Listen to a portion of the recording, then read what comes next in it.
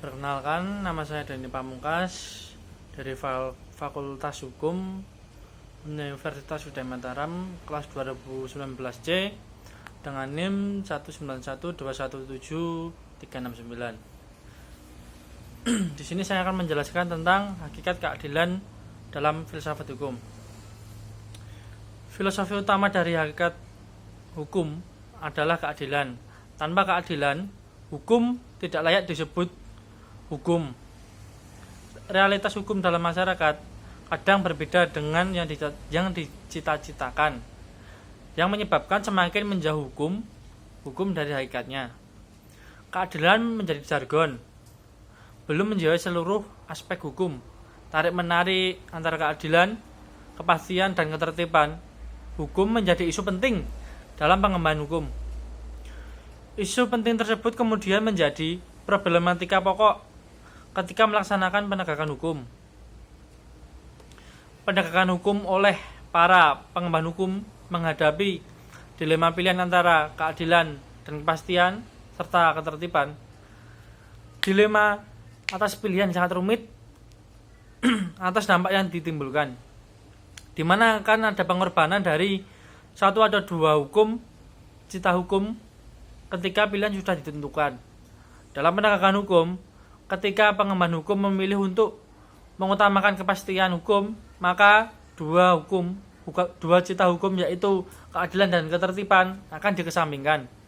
Akhir-akhir ini, keadilan merupakan hal yang senantiasa dijadikan topik utama dalam setiap penyelesaian masalah yang berhubungan dengan penegakan hukum. Banyaknya kasus hukum yang tidak terselesaikan karena ditarik ke masalah politik membuat keadilan semakin suram dan semakin jauh dari harapan masyarakat. Kebenaran hukum dan keadilan dimanipulasi dengan cara yang sistematik sehingga peradilan tidak menemukan keadaan yang sebenarnya. Secara umum dikatakan bahwa orang yang tidak adil adalah orang yang tidak patuh dengan hukum dan orang yang tidak fair. Maka orang yang adil adalah orang yang patuh terhadap hukum dan fair. Tindakan memenuhi atau mematuhi hukuman adalah adil.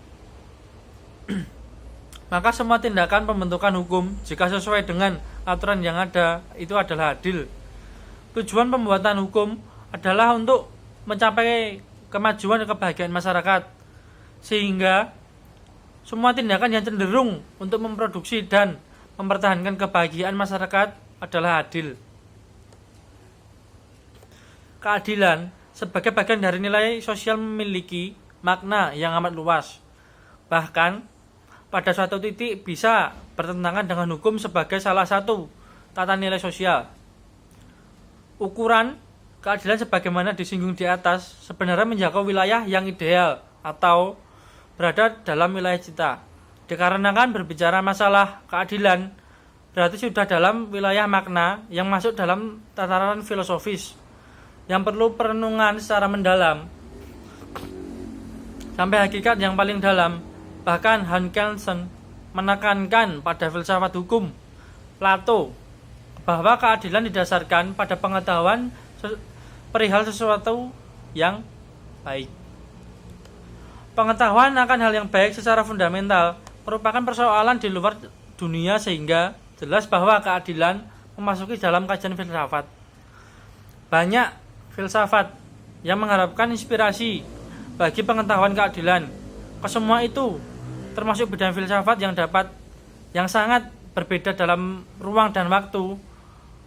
Keadilan merupakan salah satu contoh materi atau forma yang menjadi objek filsafat. Dalam kajian filsafat, keadilan telah menjadi pokok pembicaraan serius sejak awal munculnya filsafat dari Yunani. Pembicaraan keadilan memiliki cakupan yang luas, mulai dari yang bersifat etis, filosofis, dan hukum, sampai pada keadilan sosial. Banyak orang yang berpikir bahwa bertindak adil dan tidak adil tergantung pada kekuatan yang dimiliki. Untuk menjadi adil cukup terlihat mudah, Namun tentu saja tidak begitu hanya penerapan dalam kehidupan manusia. Keadilan menjadi bagian yang tidak terpisahkan dari tujuan hukum itu sendiri, di samping kepastian hukum dan kemanfaatan. Menyikapi adanya beberapa permasalahan hukum yang terjadi di negara Indonesia yang kemudian dituangkan dalam beberapa putusan hakim sehingga membawa pada suatu pengetahuan manusia. Dari sudut konsep filosofinya, hakim adalah tanda kutip wakil Tuhan yang bertugas untuk menyampaikan kebenaran dan keadilan. Maka setiap putusan hakim wajib mencantumkan demi keadilan berdasarkan ketuhanan yang Maha Esa. Adanya hakim sebagai wakil Tuhan dilatar belakangi secara historis dalam teori hukum dan negara. Suara Tuhan tersebut dalam konteks renungan kefilsafatan tentang kedaulatan negara atau raja, melahirkan filsafat kedaulatan Tuhan, dan ketika dikaitkan dengan persoalan hukum dan keadilan melahirkan filsafat renungan bahwa terminologi keadilan yang ada dalam kajian filsafat dapatkah dijadikan sebagai bagian utama dalam pencapaian tujuan hukum. Mengingat konsep keadilan yang bersifat abstrak sehingga diperlukan pemahaman dalam filsafat ilmu hukum yang akan menjelaskan nilai dasar secara filosofis sehingga dapat membangun hukum yang sebenarnya. Keadilan merupakan sesuatu yang abstrak, berada dalam dunia solen, tumbuh secara filsafati dalam alam khayal manusia. Namun tidak bisa diingkari bahwa semua orang mendambakan keadilan. Di dalam ilmu hukum, keadilan itu merupakan ide dan tujuan hukum, namun secara pasti dalam gramatikal, keadilan itu tidak dapat didefinisikan oleh ilmu hukum. Oleh karenanya, keadilan harus dikaji dari sudut pandang teoritik dan filosofis.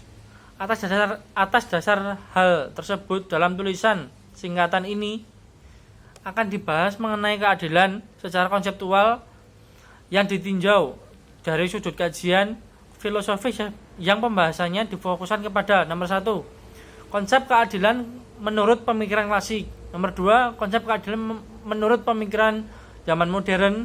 Dan untuk yang terakhir, konsep keadilan sebagai ide hukum. Apa itu keadilan menurut pemikiran klasik? Yaitu teori-teori yang mengkaji masalah keadilan secara mendalam telah dilakukan sejak zaman Yunani kuno. Konsep keadilan pada masa itu berasal dari pemikiran tentang sikap atau perilaku manusia terhadap sesamanya dan terhadap alam lingkungannya. Pemikiran tersebut dilakukan oleh kalangan filosof. Inti dari berbagai pemikiran filsafat itu terdiri dari berbagai objek yang dapat dibagi dalam dua golongan. Pertama, objek materia, yaitu segala sesuatu yang ada atau yang mungkin ada, terus yakni kesemestaan, baik yang konkret alamiah maupun yang abstrak non material, seperti jiwa atau rohani, termasuk juga nilai-nilai yang abstrak seperti nilai kebenaran, nilai keadilan, hakikat demokrasi, dan lain sebagainya. Kedua, objek forma, yaitu sudut pandang atau tujuan dari pemikiran dan penyelidikan atas objek materia, yakni mengerti sedalam-dalamnya, menemukan kebenaran hakikat dari sesuatu yang diselidiki sebagai objek materia. Nomor 2, konsep keadilan menurut pemikiran zaman modern. Konsep keadilan pada zaman modern diwarnai dengan berkembangnya pemikiran-pemikiran tentang kebebasan, antara lain munculnya aliran liberalisme, yaitu suatu aliran yang tumbuh di dunia barat pada abad ke-17 Masehi. Aliran ini mendasarkan diri pada nilai-nilai dalam ajaran etika dari mazhab Stoa, khususnya individualisme, sanksi moral, dan penggunaan akal. Dalam bidang politik dianut konsepsi tentang pemerintahan demokrasi yang dapat menjamin tercapainya kebebasan. Tradisi liberalisme sangat menekankan kemerdekaan individu. Istilah liberalisme erat kaitannya dengan kebebasan, titik tolak, pada kebebasan merupakan garis utama dalam pemikiran liberal tersebut. Untuk yang terakhir, prinsip keadilan sebagai ide hukum.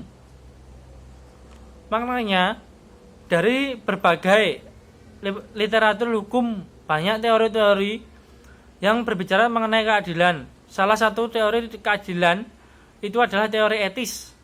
Menurut teori ini, hukum semata-mata bertujuan keadilan. Isi hukum ditentukan oleh keyakinan yang etis, yang adil dan tidak adil. Hukum menurut teori ini bertujuan untuk merealisir atau mewujudkan keadilan. Pemikiran filsafat tentang keadilan ini terutama yang dipandang dari sudut filsafat hukum, sesuai dengan sudut pandang teori 3 lapisan. Tentang 3 lapisan ilmu hukum yang meliputi dogmatik hukum, teori hukum, dan filsafat hukum, sangat bermanfaat juga pada akhirnya bagi praktek hukum. Melalui pemikiran yang mendasar tentang apa yang menjadi hak yang telah menjadi buah pemikiran dari beberapa ahli filsafat, mulai dari Aristoteles sampai adanya filsafat yang masa kini sekarang ini, dapat disediakan referensi bagi pengambil keputusan untuk mengarahkan dan menjalankan fungsi pengaturan dalam praktek hukum. Masalah keadilan telah lama menjadi bahan kajian dan bahan pemikiran oleh para ahli filsafat, para politikus, dan rohaniawan. Namun demikian, apabila orang bertanya tentang keadilan tersebut atau bertanya tentang apa itu keadilan, akan muncul berbagai jawaban, dan jawaban ini jarang memuaskan hati yang terlibat maupun para pemikir yang tidak terlibat. Berbagai jawaban mungkin akan muncul yang menunjukkan sukar sekali diperoleh jawaban umum. Apabila dikemukakan jawaban atau batasan tentang keadilan oleh suatu masyarakat, maka akan terdapat semacam jawaban yang sangat beragam, sehingga dapat dikatakan bahwa berbagai rumusan tentang keadilan merupakan rumusan yang bersifat relatif. Kesulitan tersebut mendorong orang, terutama kaum positivis, untuk mengambil jalan pintas dengan menyerahkan perumusan keadilan pada pembentuk undang-undang yang akan merumuskan pada pertimbangannya itu sendiri. Hakikat keadilan yang dimaksud di sini adalah penilaian terhadap suatu perlakuan atau tindakan yang mengkaji dari suatu norma. Jadi dalam hal ini ada 2 pihak yang terlibat, yaitu pihak yang membuat adanya perlakuan atau tindakan dan pihak lain yang dikenai tindakan itu. Dalam pembahasan ini, pihak-pihak yang dimaksud adalah pihak penguasa atau pemerintah sebagai pihak yang mengatur kehidupan masyarakat melalui instrumen hukum, dan pihak masyarakat sebagai pihak yang tata cara bertindak dalam negara diatur oleh ketentuan hukum. Mungkin segitu saja pembahasan dari saya tentang hakikat keadilan dalam filsafat hukum. Ada kurang lebihnya mohon maaf. Wassalamualaikum warahmatullahi wabarakatuh.